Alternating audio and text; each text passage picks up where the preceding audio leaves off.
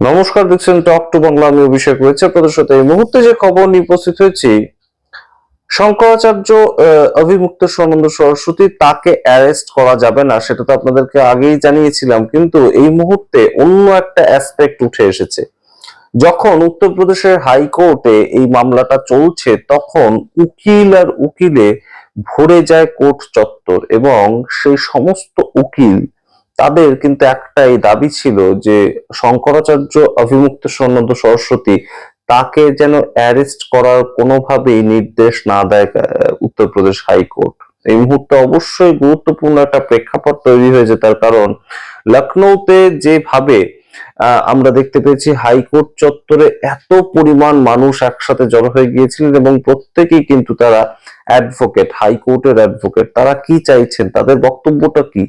তারা কিন্তু এ ধরনের ঘটনা আমরা খুব একটা দেখতে পাই না, যে এই এত অ্যাডভোকেটদের একসাথে ভিড় করে একটা দাবি সেটা তারা কোর্টের কাছে জানাচ্ছেন। এবং অবশ্যই এই মুহূর্তে যেটা রিপোর্টে বেরিয়ে আসছে যে ম্যাক্সিমাম সেখানে যারা যারা উপস্থিত ছিলেন সবাই কিন্তু সাবর্ণ সমাজের মানুষজন। অর্থাৎ এই যে সামগ্রিক অ্যাডভোকেটদের মধ্যেও কিন্তু একটা সাবর্ণ সমাজ কিংবা একদম ব্রাহ্মণ সমাজের মানুষজন, হিন্দু সম্প্রদায়ের তরফ থেকে যে তারা গিয়েছে, তাদের গুরুকে যে হ্যারাস করা হচ্ছে শঙ্করাচার্য অভিমুক্ত সরস্বতী, সেটাকে তো কিন্তু তারা অবশ্যই ভালোভাবে নিচ্ছেন না। এবং এই সামগ্রিক ঘটনাটা আরো একবার কিন্তু প্রমাণ করে যে অবশ্যই যোগী আদিত্যনাথ যা ইচ্ছা করতে চাইলেও সেটা শেষ পর্যন্ত করাটা অতটা সহজ হবে না। তার কারণ এর আগেই আপনাদের নিশ্চয়ই মনে থাকবে যে ইউজিসি রুল যেটা আনলো নতুন ভাবে, এবং সেখানে আমরা দেখতে পেয়েছিলাম রাস্তায় নেমে পড়েছিল ব্রাহ্মণ সমাজ, রাস্তায় নেমে পড়েছিল সাবর্ণ সমাজ, এবং তারা বিভৎস একটা আন্দোলন তৈরি করার ফলে সুপ্রিম কোর্টকে এই সামগ্রিক ঘটনায় হস্তক্ষেপ করতে হয়, এবং হস্তক্ষেপ করে সম্পূর্ণ ইউজিসিতে যে স্টেটা লাগানো হয় তার পরবর্তীতে এই আন্দোলন থামে।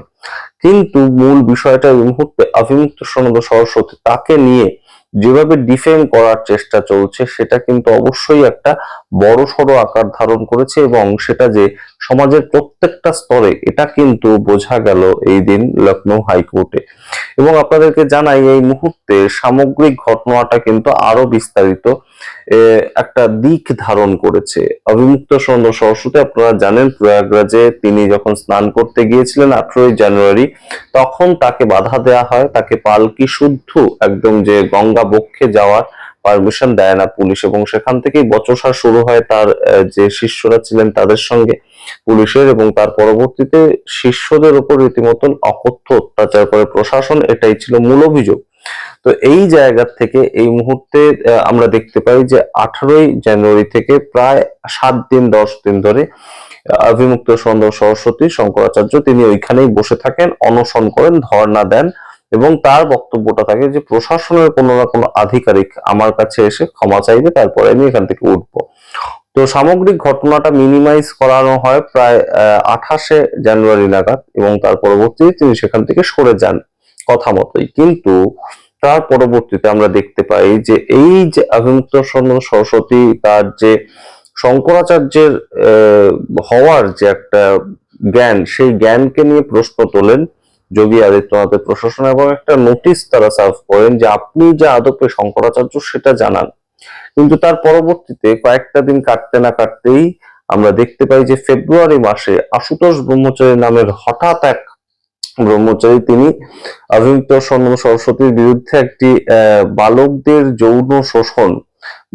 যৌন শোষণ এই ধরনের একটি মামলা করেন। এবং পক্সো আপনারা জানেন অত্যন্ত একটা টাইট অ্যাক্ট, এবং সেই অ্যাক্টের হাত থেকে বাঁচার ক্ষমতাটা খুব একটা থাকে না কারোরই। এবং যে কেসটা সেক্ষেত্রে সেটা হচ্ছে যে নাবালিকা বা নাবালক কোনো শিশু তাদেরকে যৌন নিগ্রহ করা, যৌন শোষণ করা, সেই যে আইনটা সেটা হচ্ছে পক্সো। এবং সেটার আওতায় ফেলে এই আশুতোষ ব্রহ্মচারী তিনি একটি মামলা করেন যে দুজন বালক তাদের বিরুদ্ধে তাদের সঙ্গে এই ধরনের ঘটনা ঘটিয়েছেন অভিযুক্ত স্বর্ণন্দ সরস্বতী। তিনি কোথা থেকে জানলেন, তার কাছে কি সোর্স আছে, সে সম্বন্ধে কোনো ধরনের কোনো লিখিত অভিযোগ তিনি কিন্তু জানাননি। তো যাই হোক, এই কেসটা নিয়ে ইমিডিয়েটলি যেহেতু অ্যারেস্ট করার একটা বিষয় থাকে, সম্পূর্ণভাবে কোর্টে মুভ করানো হয় বিষয়টাকে, এবং কোর্টের পক্ষ থেকে, হাইকোর্টের পক্ষ থেকে বলা দেয়া হয়েছে যে কোনো মতেই কিন্তু যতদিন না পর্যন্ত সম্পূর্ণ বিচার হবে এবং রায় বেরোবে, ততদিন পর্যন্ত অভিমুক্তানন্দ সরস্বতী তাকে কোনোভাবেই অ্যারেস্ট করতে পারবে না পুলিশ। এবং এই সামগ্রিক ঘটনাতে যেন অভিমুক্তানন্দ সরস্বতী তার কাছে যে কোনো ধরনের যা কিছু সহায়তা চাইবে, পুলিশ সহযোগিতা চাইবে, সেটা যেন তিনি করেন। সুতরাং এই মুহূর্তে যোগী সরকারের কিন্তু এটা বোঝা উচিত যে অবশ্যই এই অভিমুক্তানন্দ সরস্বতী শঙ্করাচার্য তাকে যেভাবে একদম মেলাইন করার একটা চেষ্টা করা হয়েছিল, ষড়যন্ত্র করার একটা চেষ্টা করা হয়েছিল তার বিরুদ্ধে, সেটা যেমন কোথাও গিয়ে প্রকাশিত হয়েছে। আপনাদের মনে থাকবে কয়েকদিন আগে ইউজিসি সেদিকে রীতিমতন কিন্তু ব্রাহ্মণ সমাজ খেপে উঠেছিল, এবং এই মুহূর্তে একটা বেশ খানিকটা ন্যারেটিভ কিন্তু উত্তরপ্রদেশের রাজনীতিতে অলিতে গলিতে ঘুরে বেড়াচ্ছে যে ব্রাহ্মণদেরকে তাহলে টেকেন ফর গ্রান্টেড নিয়ে নিয়েছে বিজেপি কিংবা যোগী আদিত্যনাথের সরকার। তার কারণ তারা একটার পর একটা যে ধরনের কাজ করছে, সেটা আর যাই হোক না কেন ব্রাহ্মণদের যে স্বাভিমান তার উপর কিন্তু একটা বড়সড় আঘাত আনে।